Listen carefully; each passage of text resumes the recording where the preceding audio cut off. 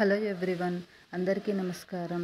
ఎంతో సింపుల్గా, ఈజీగా అండ్ టేస్టీగా ఉండే పన్నీర్ కర్రీని ఎలా చేయాలి అనేది ఈ వీడియోలో మీకు చూపిస్తున్నాను. ముందుగా ఒక బౌల్ తీసుకొని అందులో 2 టేబుల్ స్పూన్ల జీడిపప్పు అనేది తీసుకొని వాటర్లో వేసి నానబెట్టేసుకోవాలి. ముందుగా స్టవ్ ఆన్ చేసుకొని కడాయి పెట్టుకొని అందులో 2 టేబుల్ స్పూన్ ఆయిల్ వేసుకోవాలి. ఆయిల్ హీట్ అయ్యాక మీడియం సైజ్ ఆనియన్ని చిన్న చిన్న ముక్కలుగా కట్ చేసుకొని ఆయిల్లో వేసేసుకోవాలి.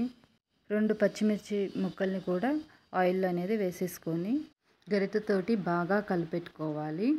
ఆనియన్స్, పచ్చిమిర్చి బాగా మగ్గాక ఒక పెద్ద సైజ్ టమాటో తీసుకొని ముక్కలుగా కట్ చేసి టమాటో వేసేసుకుందాము. ఇప్పుడు గరిటె తీసేసుకొని బాగా కలిపెట్టేసేయాలి.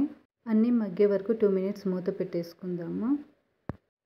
2 మినిట్స్ బాగా మగ్గిన తర్వాత చూడండి, టమోటాలు, పచ్చిమిర్చి, ఉల్లిగడ్డలు బాగా మగ్గిపోయాయి. ఇప్పుడు మనం స్టవ్ ఆపేసి దీన్ని ఒక 5 నిమిషాలు అనేది చల్లారనిచ్చేలాగా చేయాలి. చల్లారాలి బాగా. ఇవి బాగా చల్లారినాక మిక్సీ జార్ తీసుకొని మిక్సీ జార్లో వేసుకొని ఫైన్ పేస్ట్ లాగా మనము మిక్సీ పట్టుకోవాలి. ఈ పేస్ట్ని తీసి పక్కన పెట్టేసుకుందాం. ఇప్పుడు టమోటాలు, ఆనియన్స్, పచ్చిమిర్చి వేయించిన ప్యాన్ తీసేసుకొని అందులో 2 టేబుల్ స్పూన్ ఆయిల్ వేసేసుకోవాలి. ఇప్పుడు ఆయిల్ వేడయ్యాక జీలకర్ర, లవంగాలు, చెక్క, కొంచెం బిర్యానీ ఆకు వేసేసుకోవాలి.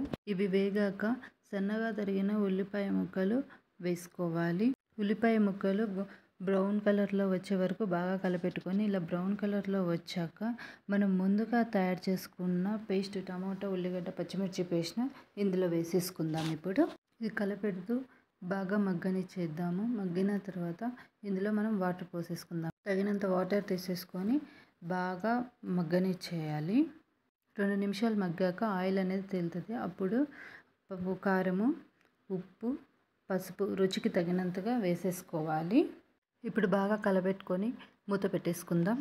ఇప్పుడు వేరే స్టవ్ పైన ప్యాన్ పెట్టేసుకొని 2 టేబుల్ స్పూన్ల ఆయిల్ వేసేసుకుందాము. ఇప్పుడు ఆయిల్ వేడయ్యాక పన్నీర్ ముక్కల్ని చిన్న చిన్న క్యూబ్స్గా కట్ చేసుకొని వాటిని బాగా ఫ్రై చేసేసుకుందాము. ఇలా గోల్డెన్ బ్రౌన్ వచ్చాక వీటిని తీసి మనం పక్కన పెట్టేసుకుందాం. ఇప్పుడు గ్రేవీకి మూత తీసి చూద్దాము. ఆయిల్ అనేది బాగా పైకి వచ్చేస్తుంటుంది. గ్రేవీ అనేది బాగా ఉడికిపోయింది. ఇందులో మనం ముందుగా నానబెట్టుకొని పేస్ట్ చేసుకున్న కాజు ప్యూరీ అనేది వేసేసుకుందాము. నేను ఇందులో క్రీమ్ అనేది వాడట్లేదు. నేను ఓన్లీ కాజు ప్యూరీ మాత్రమే వేస్తున్నాను. కాజు అనేది వేసాక మనం బాగా కలబెట్టేసుకొని 1 నిమిషం అనేది మగ్గనిచ్చేద్దాం. ఇప్పుడు జీలకర్ర పొడి, ధనియాల పొడి వేసేసుకొని బాగా కలిపెట్టుకుందాం. ఇందులో నేను ఎలాంటి గరం మసాలాలు వాడట్లేదు. మేము ఎక్కువగా ధనియాల పొడి, జీలకర్ర పొడి మాత్రమే వాడతాం. గరం మసాలా అనేది నేను అస్సలు యూస్ చేయను. గ్రేవీ అనేది బాగా ఉడికి ఇలా నూనె పైకి తేలినప్పుడు మనం ముందుగా వేయించి పెట్టుకున్న పన్నీర్ ముక్కలు అనేది ఇందులో వేసేసుకొని మూత పెట్టేసుకోవాలి.